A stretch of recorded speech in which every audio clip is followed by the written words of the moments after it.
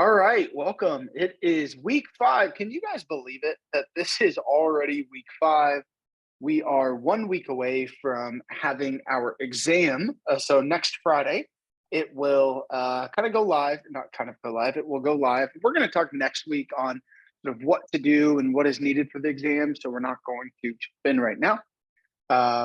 But there is a few things just from a perspective of things to keep in mind. In order for you to get the exam, you do have to have 90% of all core assignments for the weeks before. So 90% of all up to week 5. So you don't have to do 90%, that 90% does not include these product managers. Though I would say if you're going to take the exam, definitely do product manager first.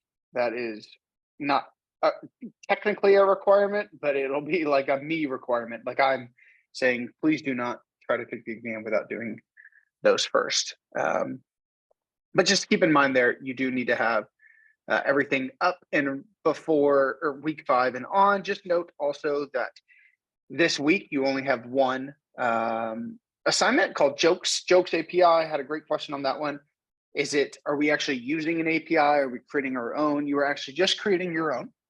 So yeah, you're creating a joke schema and then basically a punchline and setup, and that's what you're building. So it's just to practice this full modularization, building our backend setup.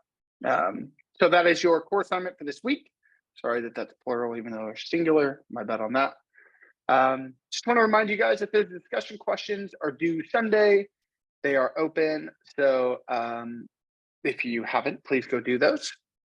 Yesterday was also an official check-in.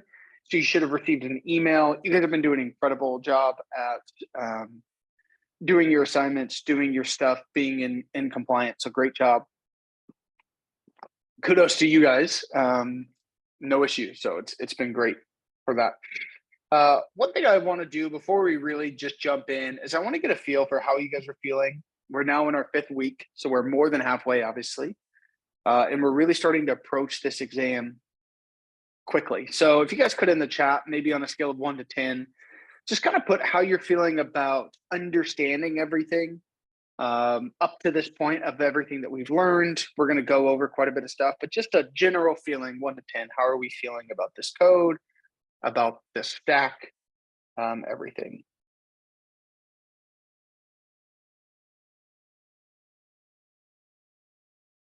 Okay. Some 6s, some 7s, some 8s. Okay. Yeah.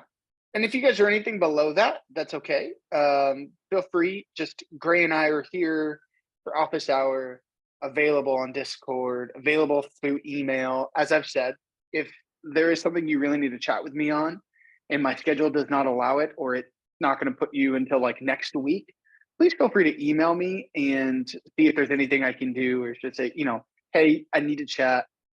I don't see anything until next week. What I would hate is for us to wait and then you'd be like, oh, I'm struggling with this thing. And it's like, oh man, I could have helped you. Or Gray as well. Thanks for putting that in the chat, Gray. Both of us are available and I will work around my schedule. There's some meetings that go on my calendar that it's not super necessary for me to be at. And so, but Calendly, the tool that we use, will just see that and block it off. So if there is like, hey, I really need to chat and Gray's not available, please feel free to reach out to me and I'll see if I can work around my calendar, bail on a meeting or just something like that. So, yeah. So today, we've got some fun stuff. We didn't jump ahead, or we kind of jumped ahead, but really because I think that's what makes the most sense, because learning CRUD didn't make sense. So here we're at. So we are going to do sort of our modularized CRUD app. I'm actually going to build this out where this is going to be sort of the same thing here, where we're going to have, we're going to really dive deep about modularization today and understand really what's going on. I just was reflecting on Thursday's lecture and realized we introduced Mongo and sort of modularization, and those are two big things. We want to make sure we have a really good understanding of that. And then tomorrow we're going to finish that. We're also going to do some creating and reading. I think today my main focus is modularization. So even if we don't do CRUD, it's not super imperative that we do it today. We could do it tomorrow or today, either way, as long as we understand from a modularization standpoint what we're doing, why we're doing it, and how we're going to do it. Then I think that is probably the most efficient. And then just a little sneak peek of what we're going into. We will be doing a beginning of a build. So before your exam, we're going to actually build out a full stack application. I'm really trying to replicate what it's going to look like for the exam. Now, obviously, I can't do all of the functionality, or else you could just plug and play, right? Watch the video and just change the topic.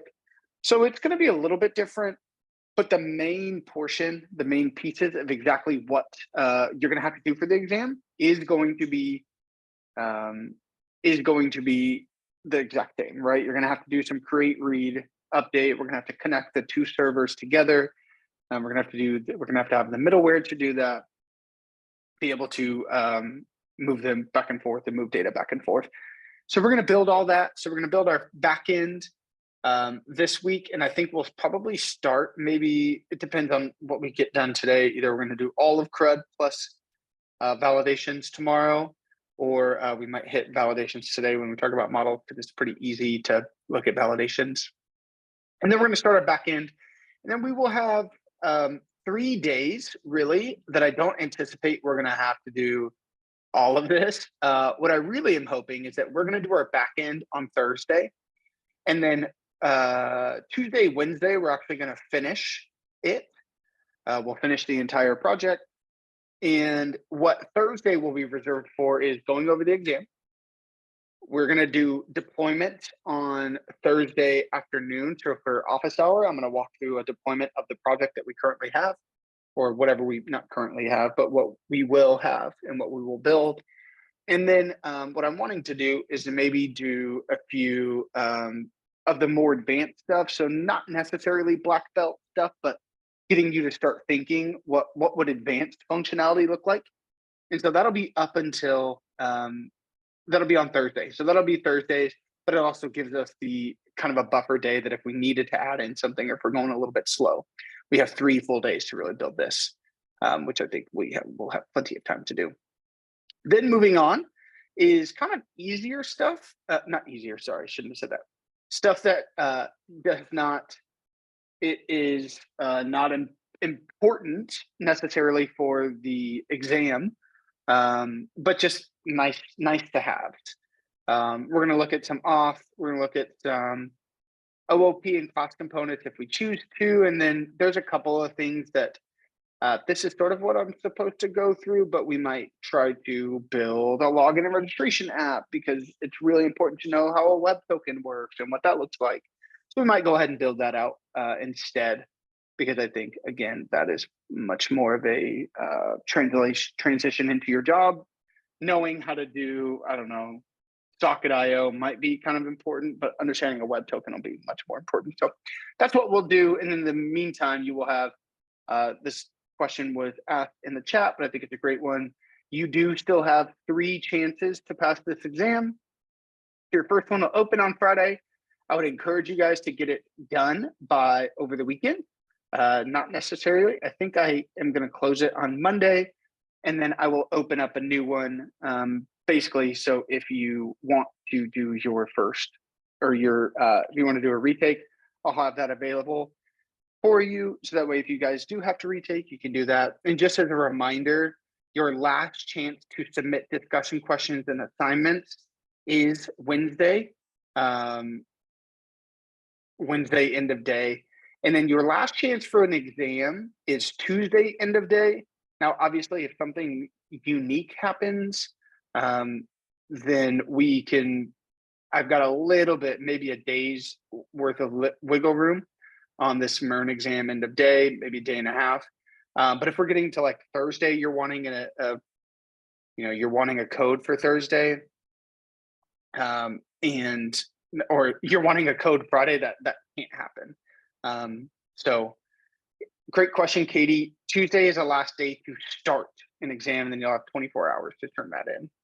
But if we need to push it now, obviously, I'm going to say Tuesday. If you have a unique circumstance that does not allow that, then I can potentially push it to Wednesday. But if you don't have a unique, you're just like, I need a couple days. Kind of not much more I can do than Tuesday. So, but if you're like, hey, I need to do this, but I work nights, can I do Wednesday? Then I can, we can kind of talk and see what we can do there. Cool. Any Is it really questions going to be on? Friday? Sorry. I'm Yeah. sorry. Is it really going to be Friday before you start passing out second exam codes? That previous Friday? No. Okay. Because I see it's like first You mean this retake one? opportunity. Yeah. I'm like, Yeah, no. I will. I mean, if you have to retake, if you submit an exam this first weekend, that will be the best thing for you. This is what I would absolutely encourage everybody, because I will start grading on Monday and Tuesday and probably Sunday if we're being transparent. And then if you need a new code, whenever I send out, hey, here's how you did, here's a retake, I'll send out a new code as well. So like if you get it back on Tuesday and somebody has to retake, I'll hopefully, unless there's like some really glaring things that even if I give you a new code, it's probably not going to change, then I might say, hey, we need to meet and let's talk through some of this stuff and I can explain it with myself or Gray. But yeah, you should be able to get a new code, starting really Tuesday, Wednesday. And then if you need, if you finish it on Friday and I grade it, then you'll have the weekend if necessary. If I can grade it by Friday, then you'll have the weekend to finish your third one. Okay. But I mean, transparently, you get up to 3. But if you wait until Tuesday, the 28th, to take your first exam, there's nothing I can do, right? Like, you don't get 3 no matter what. You get up to 3 chances. But the last time you can get a code is this Tuesday. Again, unless you have some external circumstance that you can't handle. So then maybe I can do Wednesday. But yeah, just really want to, sometimes people are like, oh, I thought I had 3 chances. No, you have up to 3 up until Tuesday. But if you wait until Tuesday for your first one, then you only have 1 chance. Like, that's just how it works. So okay. Cool. Because you Any said other take one questions on that Monday. So it's like, yeah. Yeah. Okay. Yeah. Any other questions? Cool. Well, let's jump into our coding.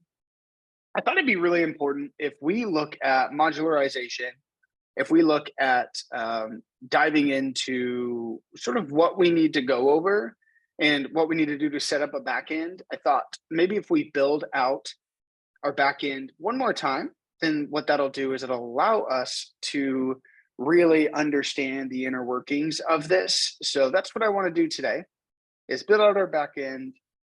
We've talked about MongoDB. I have MongoDB Compass here. We already created these 2 movies on Thursday. So hopefully we can get to that point again. But really want just to walk through this slowly. Thank you to those who answered the survey questions or just the survey. It was really helpful. Your feedback was helpful. Somebody had mentioned, kind of having the class help build versus sometimes just me talking. And so I want to incorporate that because that's things that you guys have asked for. And as always, if there's something that I can do or any instructor at Coding Dojo can do to help better your learning, please let that communicate to us, right? Like, if I have a style that doesn't work for you, but you never tell me that, I'll never know that.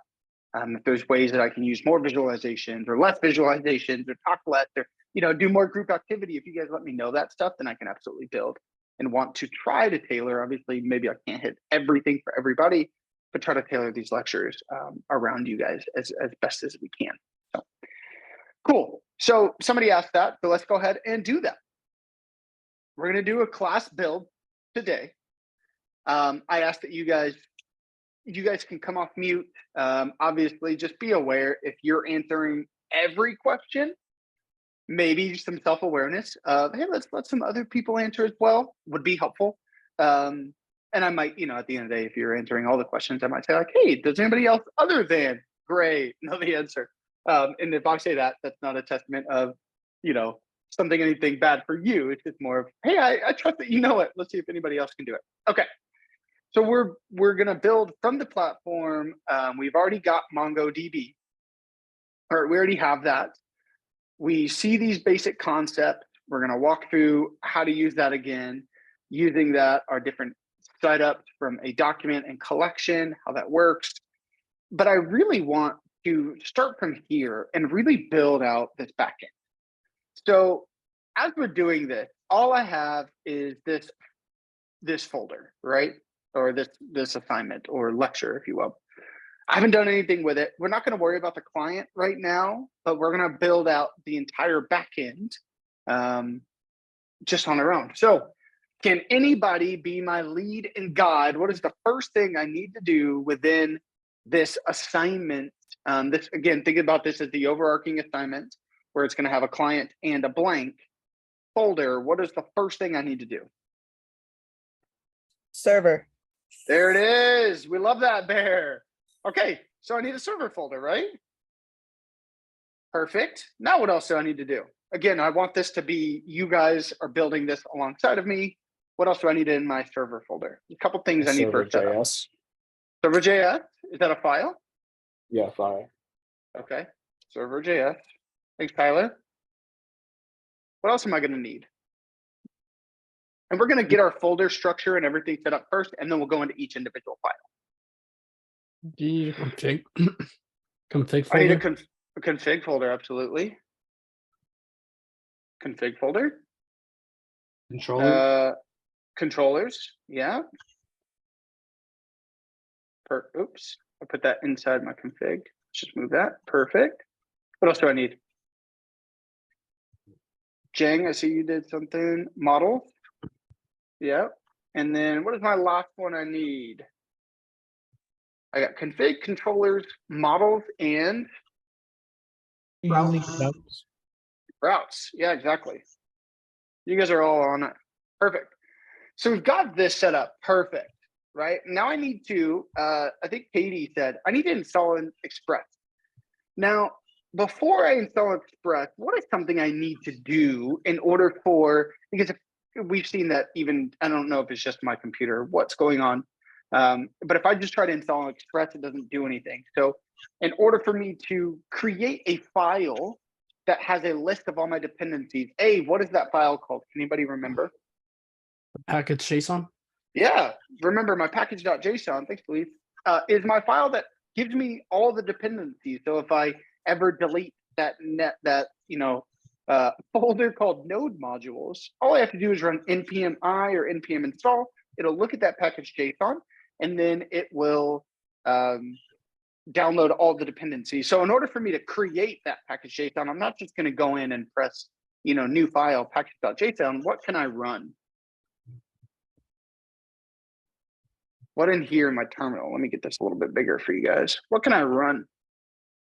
You got to go in your server file and then the npm init-y. Perfect. Exactly. I have to make sure that's a great point out, Christopher. I have to go into my server file. I don't want to just do that on the outside, right? So I'm going to go in, I'm going to say npm node package manager init, so initialize y. And what that's going to do, perfect, is it creates this file here. Now, if I go look at my code, great, now I already have this package JSON. I don't have anything in there yet, but I have this package JSON. Now, what do I need to install? I see Grant says npm install. Katie has one of them. What do I need to do? npm install Express from Katie's. Is there anything else I need to install? And just the setup? Mongoose. There it is, Mongoose. Perfect. So now, once I install these two, we got Express, we got Mongoose, I got slow internet. Okay, 0 vulnerabilities, says that it's good. If you guys ever see this, 8 packages are looking for funding. That just means that these are basically, somebody's working on them for free. And so if you want to pay to use one of the packages and like pay the people, buy them coffee, do whatever, you can do npm fund, but it's literally if you want to give like, oh, you're using this tool so frequently, do you want to pay for it? Kind of like, I don't know if you guys ever go to like Wikipedia and then just like the 1 or 2 times a year, you're just getting spammed of like I need to feed my family. Please give me money. Like that thing. Kind of the same thing.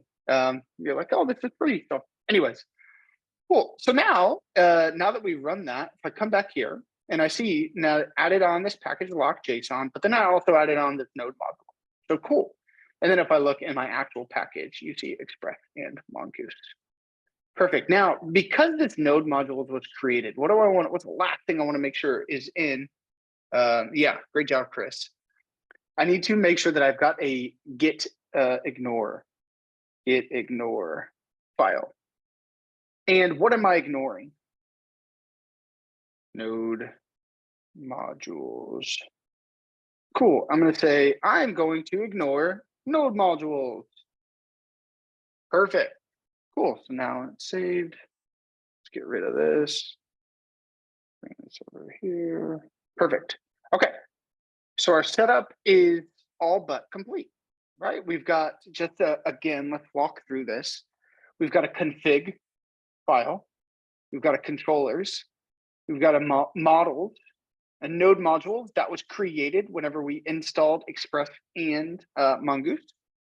And we have our route.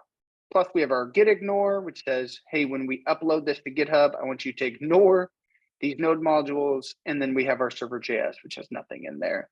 And then our package JSON, which is our dependencies. Cool. We are good to go. Now what I want to do is let's start setting this up. Historically, and let's kind of talk about modularization for right now.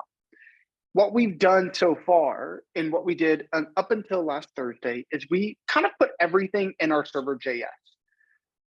What we call a monolithic app where everything sort of lives, right?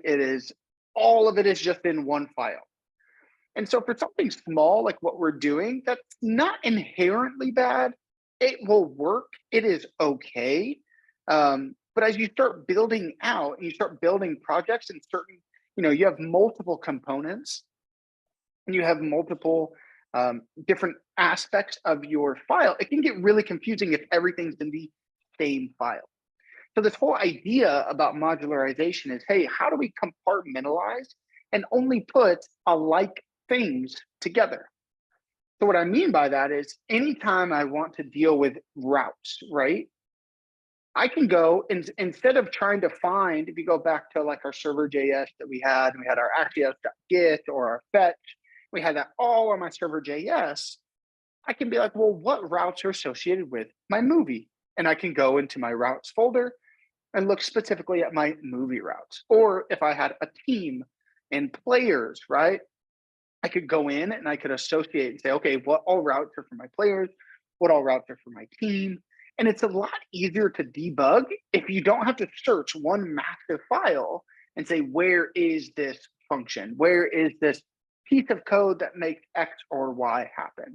Which is where modularization comes in, right? It is us compartmentalizing, breaking out our code and putting it in different areas that we will eventually connect. But what it does is allows us, if we are debugging and we're saying, hey, it's something with my functionality, maybe some function that I call, well, that's going to be in my controllers, right? So I'm going to go into my controllers and I can debug there. If I'm having to deal with my models, then I can go into my models, right? It's a way that we can compartmentalize and it makes debugging easier, and it is essential for larger projects. So that's why we modularize, again, building out, it's called modularization. But that is what will help us build it in the long run versus everything just being in our server, the JS file. Okay. We've now created the folder structure. What would be your first step? What do you think we should start? There's not really a right or a wrong. We can just sort of start somewhere and then work from there. So what does somebody want to do with starting? Where would you start? I know where I would probably start, but where would you start? Somebody, anybody? I always start with the models Your models. Okay, we can start with models. because everything Okay. is based on the model. Like, Okay. So we're gonna build a movie. We're gonna build onto our movie model. So if we're gonna start in models, what I'm gonna do is I'm gonna create a file Called what? What would you guys call this? If we're dealing with movies, what would you call it? Yeah, it's just super simple, right? Being descriptive helps. Movie dot model. Is this wrong? No, Or- yeah, no, being descriptive helps, right? Movie dot model. I'm gonna do model.js. Cool. So what I'm going to do is, first off, when I'm dealing with my movie model, there's one thing that I'm going to require and need. And so before I even start with my model, though I fully understand the thought process, what I first need is I'm going to say const mongoose equals require mongoose, right? And so what I would probably do, again, it doesn't necessarily, it's not going to like change a ton of stuff, but I would probably set up my configuration first. Yeah, exactly, Chris. I would probably configure my database just to get a start. But let's do that, and then we'll jump right back in to our models. So I'm going to come here. I'm just going to copy this. This is again obviously from the platform. So we're going to go to our config, right? We're going to start there. And does anybody remember the name of the file we're going to do here? Even though we're dealing with movies, anybody remember what you would normally call it? It's mongoose.config. Yeah, mongoose.config.js, right? Perfect. And now let's go ahead and paste this code, which is fine. But what is something I need to change in this code? Anybody remember? The Database name. Yeah, my database name, right? Now, we created a database called MovieDB. And last week, it was not reflecting. All you have to do is come click this and then say reload data, and that'll refresh. Or you can come here and refresh. That'll do the same thing. But here's my database. So I need to make sure that this in its full capacity, meaning exactly how it is showed, I need to add that in. So here I want to say movie.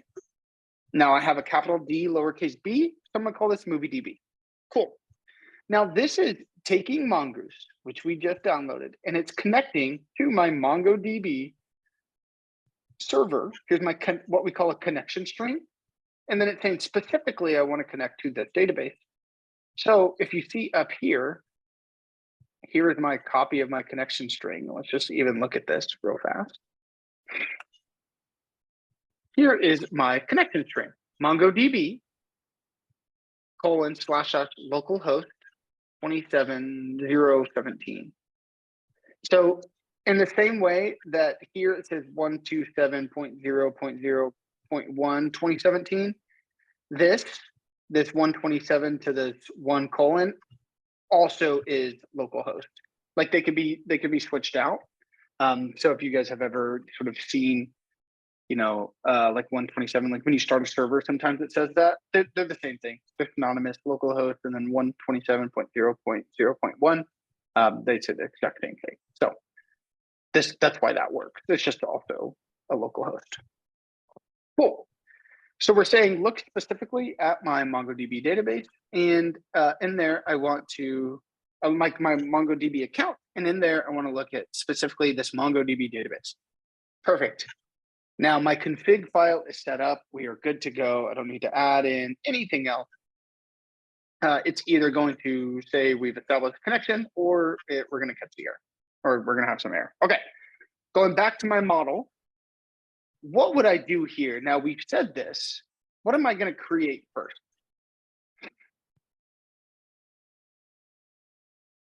Thank goodness Copilot's not saying anything. What are we going to create right here? The schema. Yeah, can somebody explain what a schema is? It's Anybody know? like a blueprint, right? Exactly. Yeah, great job, Bear. It's exactly what it is. It is a blueprint for what our model should look like, what we should expect. Now, there's a couple ways to do this. What I would say is we want to take each key. So sometimes you might see like the key and then just the word string. So like title string. That's fine. That'll technically work. But what I would do is if we make an object, and this is what you're going to want to do moving forward, If we make an object of each, we can add in some additional values. We can add in some additional values, including our validations. Now, we've talked a little bit about validations from the front end where we created a validator, right? We wanted to make sure that the code was correct before we updated state. And then we did the ternary operators. But this is some back-end validations as well, which hint, hint on your exam, you're going to have both. But if you have done any sort of validations in Python or Java, this is much simpler. And then from our validation function, this is much, much easier. And this is why you want to create an object each time, is you take this key, and in this case, it's first name. We can do the type, right? So what data type should this be saved as? In this case, it's a string. Here, we have a couple different values, and you can add in some different things, or there's some different Mongoose validations. Let me copy this link address, and I'll put it in the chat. That you can do. We'll actually look at it here in just a second. But what we can say is, hey, in order for somebody to save something, and remember, this is just in the database, right? In order for my database to accept this sort of .create or whatever we're doing to update or create, in order for something to be saved, we can say, yes, this is required. So if they try to save something and say, okay, first name, let's say last name is not required, then we don't have to have this true. But we can say that this is true if we're saying, no, you have to have a first name. And that's where that functionality, if you guys remember, where we talked about sort of the flexibility compared to a relational database or a SQL database, is if it is there, if you have last name, you have to have some sort of value, right? That is guaranteed. Here, we can say, actually, it's not required. It can have it. Like it can have this instance, this object can have a last name, or it doesn't have to though, right? And so that's where this flexibility comes from. But from a validation standpoint, it's really, really, really simple to create validations. I can add in a minimum length. So, okay, it's got to be 6 or more. I can add in a max length to where, let's say that we wanted to prevent somebody from putting all of the words from all of the Lord of the Rings books in as a password and taking up a ton of space in our database. We can set a max length. We're dealing with numbers. We can have a min and a max as well. And then again, we can do required. Now, there's some other Mongoose validations that we can look at. You can look at some different built-in validators. We can look at, you can create custom ones. So there's quite a bit that you can go through. You can create custom error messages if you want. So i.e.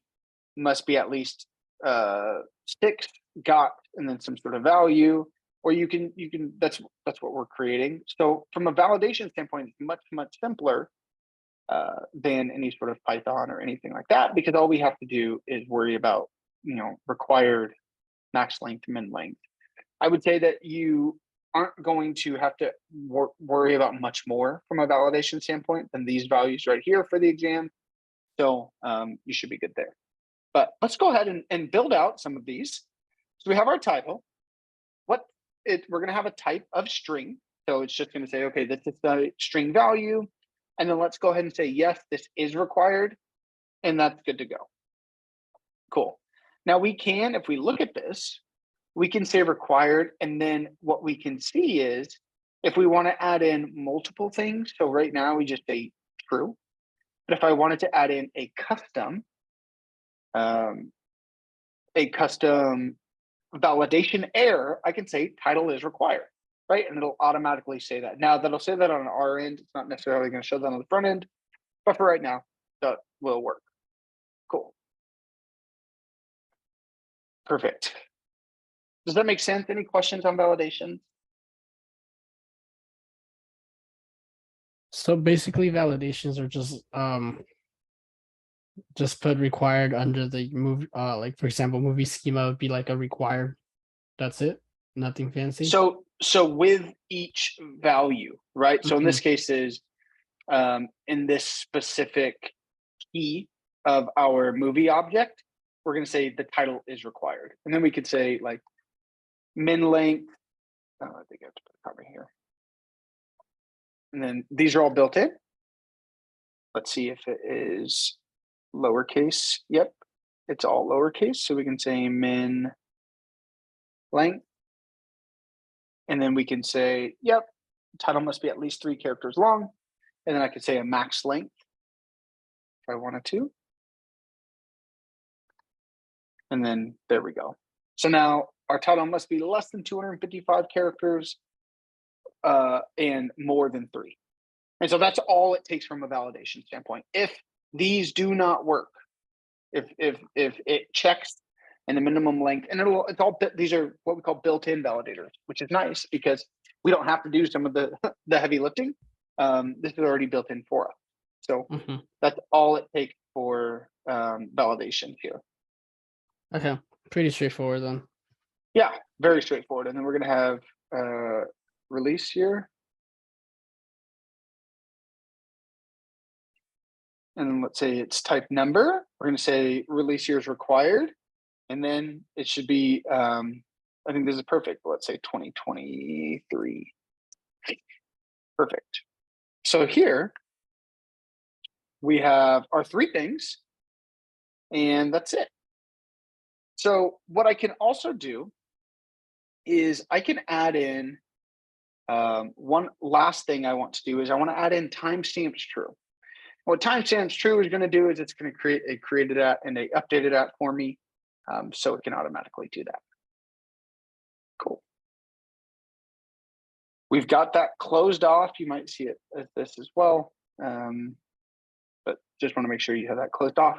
So this is my model, my movie schema. Now, once I am done with this, I need to now export this. So we'll see what this does here in a second whenever we walk through this. I actually don't need that. I can go like that. So module export, and we'll see why this is important here in a second, equals mongoose.model. Now, our model is sort of our wrapper of our schema, right? It is what is encompassing our schema. And here, there's 2 things. We're passing it the schema that is associated, and then we're passing it the name. Now, if we look at our collection here, it will always take, so here it says movies. I could, in my actual schema, I could create a collection name if I wanted it something other than movies. I could do that, not necessary. But if you don't pass in any sort of value for collection, then it will take this word right here. It'll make it lowercase and plural, hence why we have movies here. So by default, it will take this value. If we don't add in a collection attribute and rename it, it'll take this value lowercase and make it plural. Cool. Any questions on this model?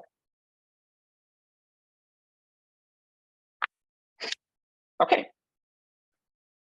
Okay, now that we've made our model, where would you guys head next? What should we work on next?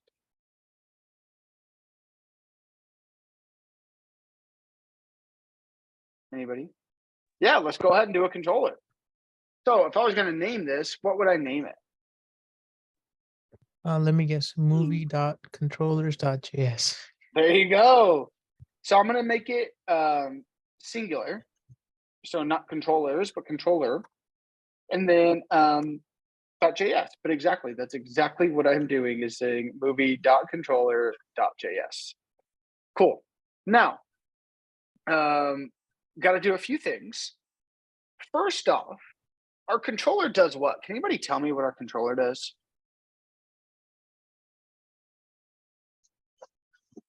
It's going to have all the information that we want to use to create or delete or update a movie. Yeah, it's our functionality, right? It's really our functionality coming from our model. So if you think about like a class, right? And sometimes classes have methods and or functions associated to it. Controllers really break that down. So here, a few things I have to do. I first off have to bring in the model that I'm working on, right? The model that I care about. in this case for our assignment, it's just a movie. So what I want to say is I want to say const movie equals. And then I'm going to require models. So I'm going to go into my models folder. So I go out from, from this file to controllers, then out to my server. That's what this dot is. So now I have access to model. I'm going into my model and I'm going to grab the file called movie.model. Now we don't have to put JS here. It'll automatically infer that it's a JS file. But what I'm saying is I want to require this file. Now what this is doing, this require is running the function and getting whatever this file is exporting. In this case, I am exporting this Mongoose model. So now I have access to this actual model here. So this guy, this movie becomes what this is exporting, which is a model, right? So now I can associate and do some sort of functionality with this specific model. So what that means is, for looking at the platform, I can do module.export find all users. Or in this case, I'm going to say all movies. So I'm going to say module.exports find all movies. This takes in a request and a response. And then we have some built-in functionality that comes straight from Mongoose and utilizing Mongoose. For here, we've got some Mongoose commands on certain things that we can do, like .find. What .find will do is retrieve an array of all documents in the specific collection that we're looking at. So in this case, if I'm saying .find, this is going to get me all of my movies. And we're saying, okay, then all movies. So if this request is good, right? Then I'm going to take all movies. Now this could be unicorn, it doesn't matter, right? This all movies is just a placeholder for what we choose to say. And then I'm just responding for right now with a movies, all movies, right? So I'm just responding with an object that says movies, and then we're passing it all movies. I could also just do this. And this would be the same thing. Like it's just not going to have a key of movies, but this would do the same thing. This is just how we're responding for right now. If there's an error, then we're going to give a message, something went wrong, and we're actually going to print the error.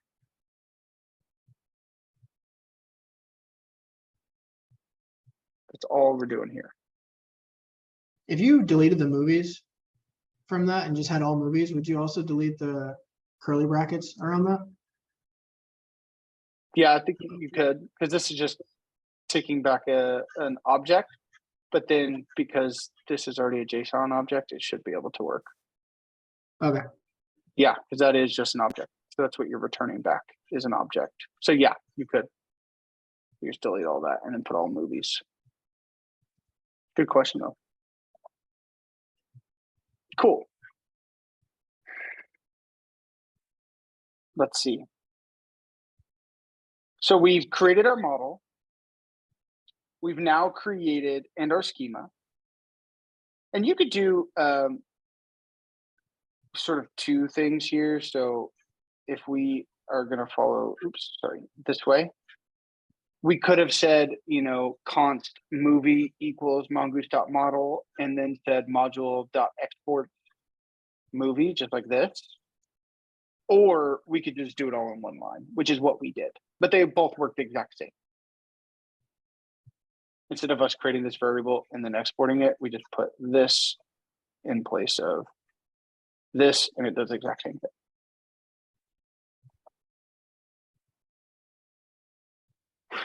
Cool. Any questions on this guy, our controller? And we're gonna add more to the controller, but for right now, this is fine. Any questions on this?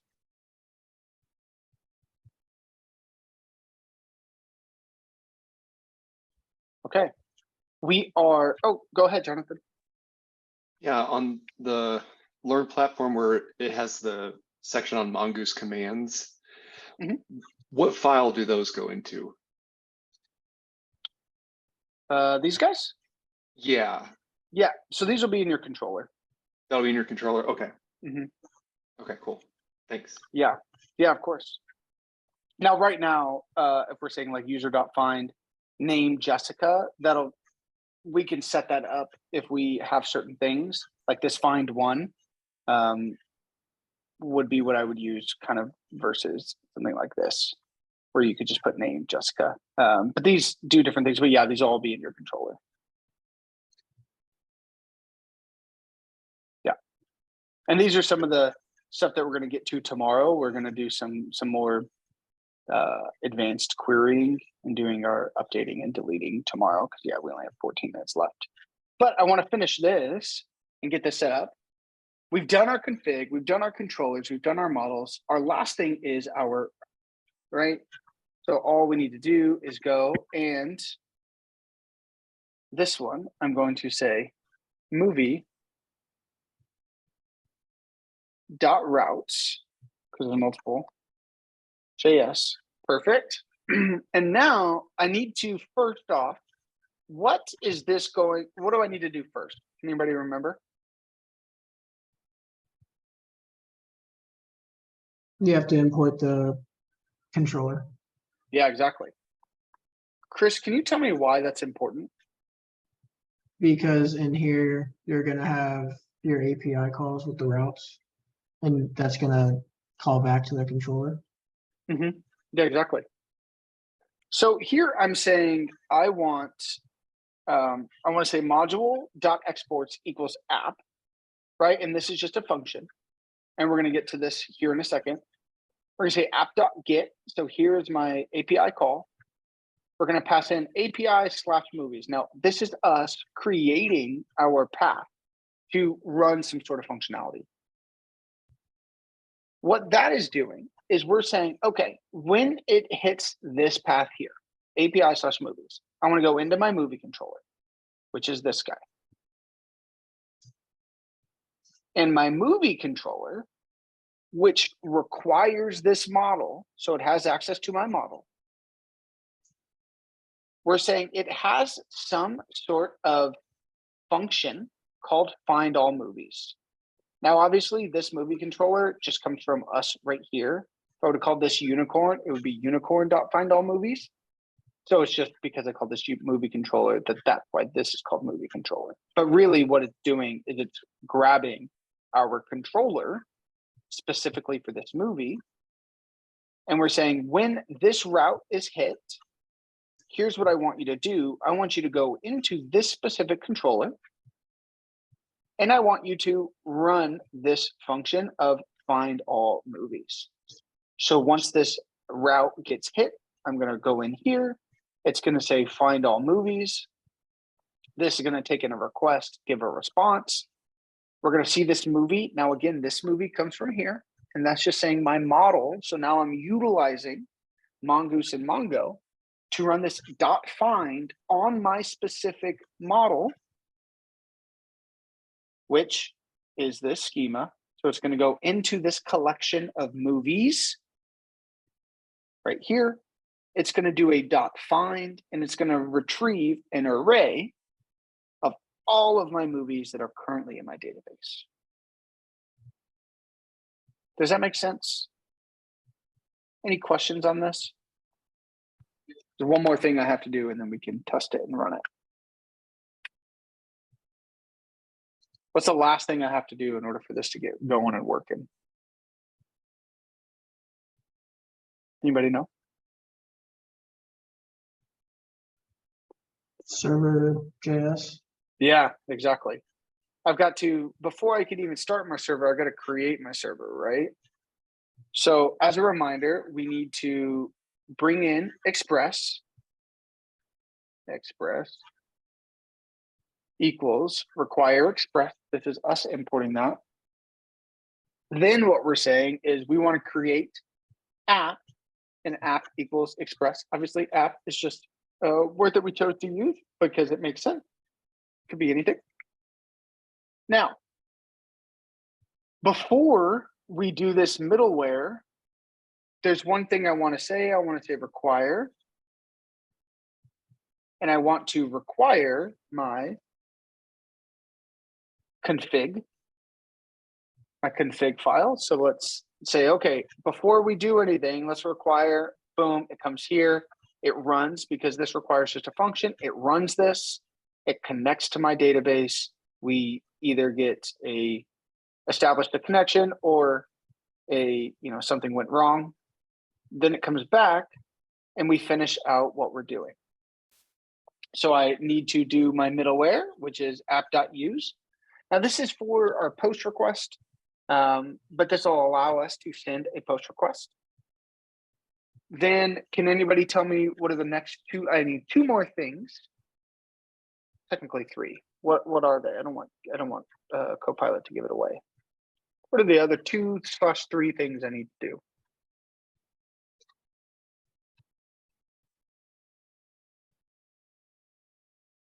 Yes, Chris, I need an app.listen. App.listen. I'm going to push in this, and I could have put like, const port equals 8,000 and then put it port here. That would have worked just fine. But yes, Kelsey, that's the last thing I need. I need to require my routes. Remember, my app.listen wants to go at the very end. But here's what I need is I need all of my movie routes. And what I'm going to say is I want to require all of these routes. And then the last thing I need to do is I need to pass in my application. So now it knows that all my movie routes have my app. So when we go to route in this app.get, we are good to go because we said, hey, in order for these routes to work, you must give me an app. We are running that right here. We're calling that function, passing in my app, my Express app. So now it can communicate with my routes. So we pass that in. Now we have app.get, and we can use Express to handle those requests to our movie controller that then uses Mongoose to query our database. Okay, our entire thing is set up. We are good to go. This should work. Are there any questions on this?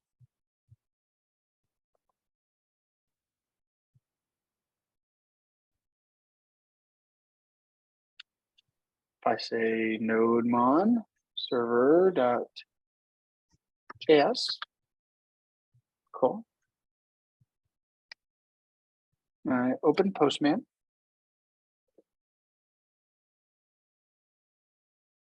Is all fired up. Is that what it puts? Yeah. Kind of funny. GitHub Copilot said to make sure it says the server is all fired up on port 8000. Kind of feels aggressive. Very broy, but that's okay. We run this concurrently, establish connection database. Cool, we're good to go there. Now, if Postman ever opens, perfect. Now we should be able to do this request, right? We've given our database, it's working. We've said that the route to get all of my movies is this localhost 8000 /API/movies, and that should run it. And if this works, great, then we'll go in here. We should get all movies, and then we should get an object of movie all movies. So let's go see if that works. Localhost 8000 API/movies send. Cool, and we get back our response of Shrek and Step Brothers, which if we were to go into our database, we get these two values here, Shrek and Step Brothers. Perfect. With the ID, comedy, genre, perfect, good to go. And that was prior, so let's actually go in. Change, that was just called year. Oops. Perfect. I just changed that because this was already established and we called it year.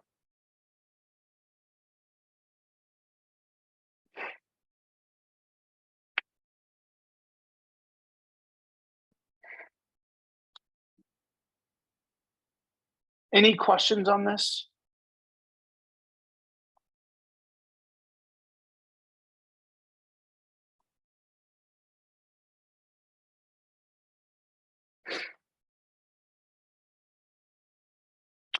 Yeah, so we've got just a second, and we can see if we can create something. So this is right now, we're just reading data, right? But let's go ahead and create. Can somebody help me with this creating a value? What would I put here? I wanted to create a new movie.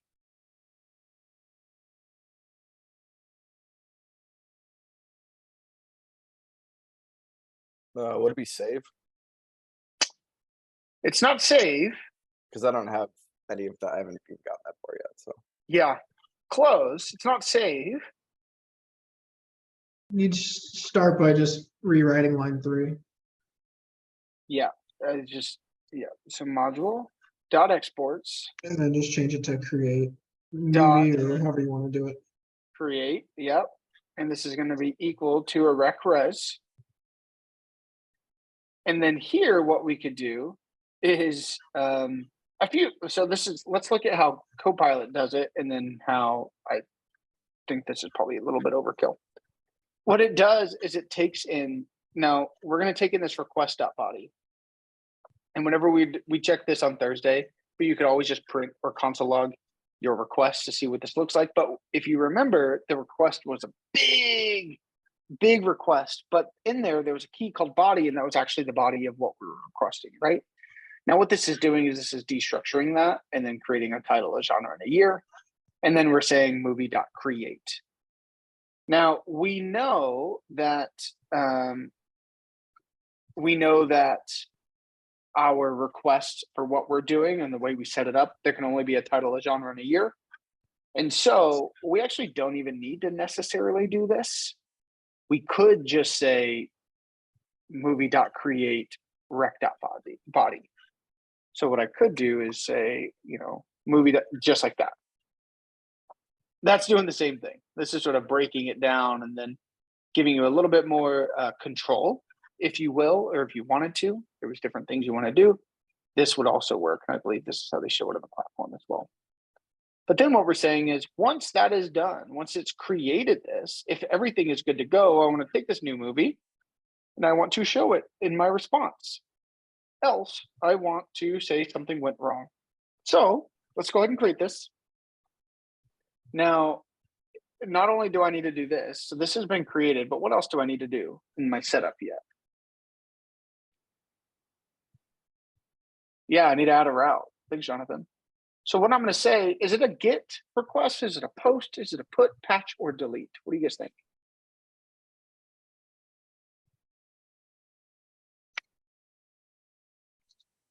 If I'm sending some information to my database, Chris has it, we're going to do a post. So I'm going to say app.post. App.post. Oh my goodness, if I could spell correctly. And this is going to go to actually the same, this is going to go to the same URL or the same, wow, my brain is blanking. Not URL. Yeah, I mean, it's a URL, right? We're going to have our URL, our base URL, and then we're going to add this path. That's what I'm looking for. These can be the same because these are different.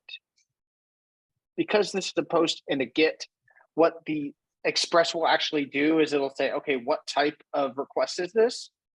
Because these are the same, it'll say, is this a get or a post? And then based off of the request type, it'll find the correct one. So they can be the exact same. If you're confused by that, these can be the exact same.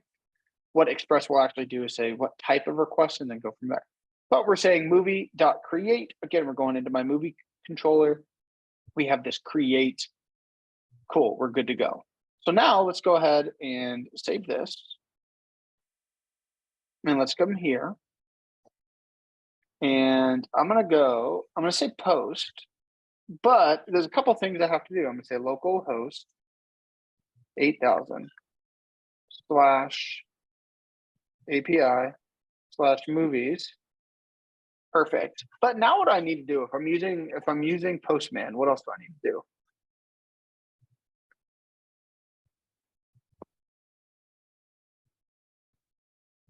Anybody remember? You gotta click body Yeah. and then. And then what? Raw, and then you have to change it to JSON. Yeah, perfect. Right.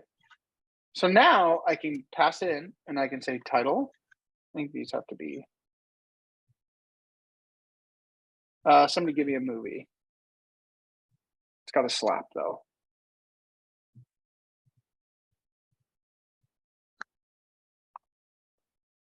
Favorite movie of all time, Ultimate, but the remake, not the other one. Genre, I'm gonna say adventure, and then I'm gonna say year. I couldn't tell you. I think it was 2012, 2013. Let's say 2013. Nope, 2012. Okay. So I've got my title, Walter Mitty, genre, adventure, year 2012. Should be good to go. Let's respond or send it. Cool. So our response came back as a status 200. Okay, movie, Walter Mitty. We have this ID. And now you can see, because we did the timestamps true, which we did not do on these first ones, we also have this created at and our updated at. So these are automatically added because here we said timestamps true. So automatically creates that for us. Now, if I come here and I refresh, I see a third one. I see this third one of Walter Mitty adventure. Now, again, remember some of the flexibility of this of non-relational is this has created at, updated at, this does not. Could be hit or miss. You could probably go in and change these and update them, like just because I know that, just because I can see these two, but you want to make sure that your stuff is set up before you head up there. Cool. Oh, I didn't even see in chat. You guys gave me a bunch of movies. But cool. So now we've created and we've read. So C and R of our CRUD are fully done. Tomorrow we will look at updating. We'll do a couple, like the find by one, some more advanced queries with this data. Make sure you guys are really comfortable with modularization and setting our backend. And then we will start again on Thursday. We'll start building out our actual project. So questions. I'm done teaching. That's all I have. Any questions? This is kind of a general question, but Yeah. I've noticed a lot of the naming conventions. So this is a perfect example. So our const movie schema, that's all capitalized. But then our min length and our max length, there's no camel casing or anything like that in there. It's just completely lowercase. Yeah. And then const mongoose is lowercase, and it's just like, it doesn't really seem like there's any consistency whatsoever across all of JavaScript with any kind of naming convention. It's just kind of all over the place. Yeah. Is that on purpose? Is it because it's so many different people's stuff put together? Is like, what's up? Yeah. Great question. I don't know the full answer. I mean, mind you, JavaScript was built in, I think, 6 days as a language. That's why there's a lot of really funny things. But yeah, that's a great point. I would assume that if I did movie schema here, not in this capitalization or camel case, that it would still work just fine. Because I had an issue on like components, like it wasn't importing. It's because I had it in camel case instead of all caps. Like it took me like 20 minutes to figure that out. And it was just like, but nothing else has to be in all caps. And it's what part was all caps for you?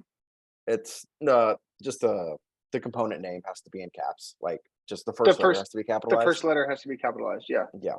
Because if it's in camel case, like I'm used to doing in Java or Python, it's like, no, I can manually type in the import and everything. And it's like, nah, I don't read that. So it's it's sort of challenging. Sometimes there's folder structures that, like, I believe in Python, it has to be template versus template. But in other languages, it could be template or templates. It like works for both. So it just sort of depends on the language that you're doing. Yeah, these are built-in validations. So this is from Mongoose specifically. Yeah. Because I saw that on the thing there. And then I think so from your actual Mongoose model. Site. So yeah, that's like a Mongoose thing that it has just these guys right here built in, which is not necessarily great, but you can see how they have a couple of different things set up. I mean, look, they do breakfast schema. The first letter is lowercase b, and then it's capital S. So I think, taking that here, this could be movie with a lowercase m sort of thing, but it just depends on that's personal preference. But you're right, it's sort of challenging because some of the stuff is required, some of it's not. So I would say looking at the documentation would be super helpful there too. I think, Jonathan, did you have your hand raised? Did, but I think I figured it out. So what was confusing me was, and I apologize if I'm jumping ahead, but the next tab on Mongoose commands, it looks like it was giving us another way to write methods for CRUD. But as I'm looking again at the because none of these say module.exports whatever.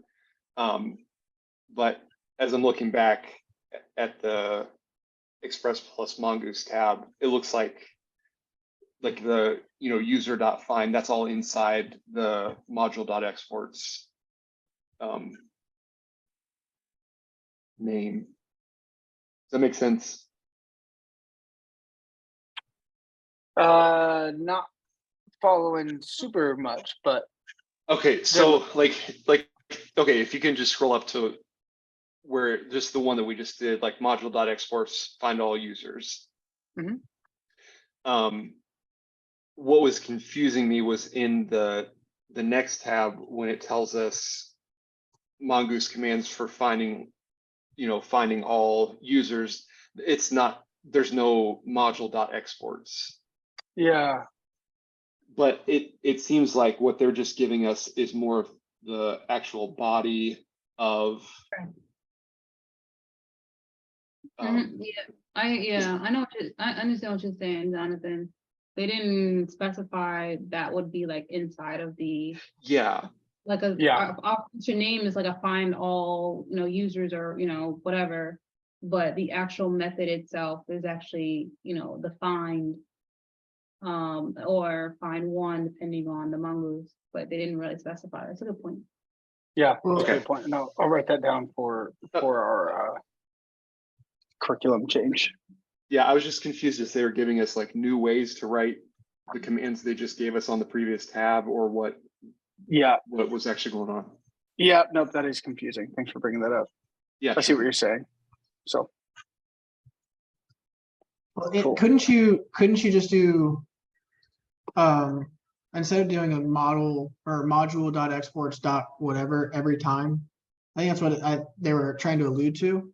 Is if you just say like const whatever you want to call it, so user equals create movie, module.export. create user, whatever, and then at the end you just have one big thing that says module.exports equals, and then just have a list of all of your, or I guess an object of all of your methods. So like you'd have find all movies. Find all movie. So maybe that's what they were doing. I think we did that here. So I'm gonna bring this up. So you could do something like this. So that's exactly what you're bringing up. Instead of us doing it module.exports.index, module.exports.create. In theory, what you could do, not in theory, this is what the other way you could do it. And that's why I put both. This is for our lecture one solution. You could have it where just say module.exports equals, and it's an object of index. And then you take your request response, you do all that. Create, you do all that. I thought it'd be a little bit confusing to show you guys compared to sort of separating it for right now. But yes, if you wanted to consolidate them, you could do something like this, where you say module.exports equals, and then here is your function name. So index here is the same as find all movies. Create is obviously our create, or show movie, find by ID. That's what we'll do tomorrow, where we just want to show one movie. So this is another way you could write it. I thought it might confuse you guys as it was being written. I was like, it might be confusing, so I separated them out. But yeah, you could also, instead of just doing module.exports everything, do something like this. Other option. if you look at the solution for the jokes API, when you get there, it also has a third way, which is what I was more alluding to, I believe.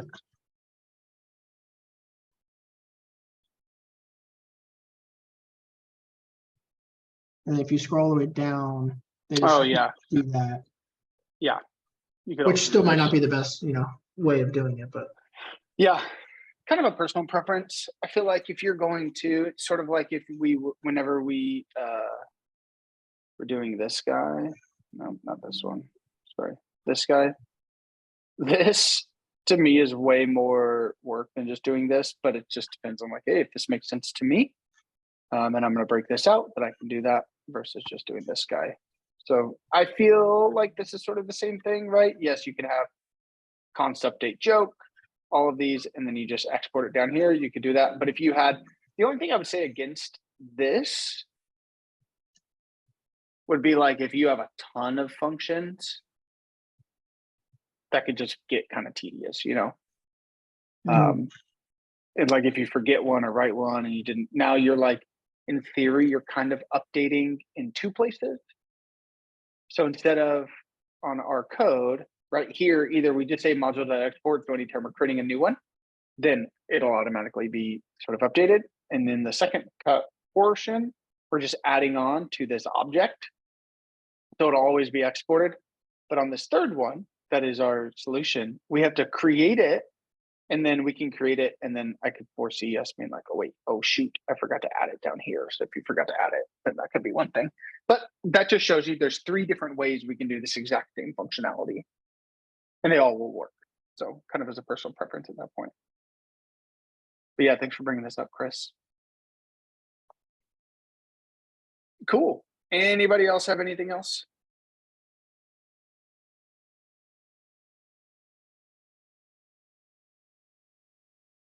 Okay.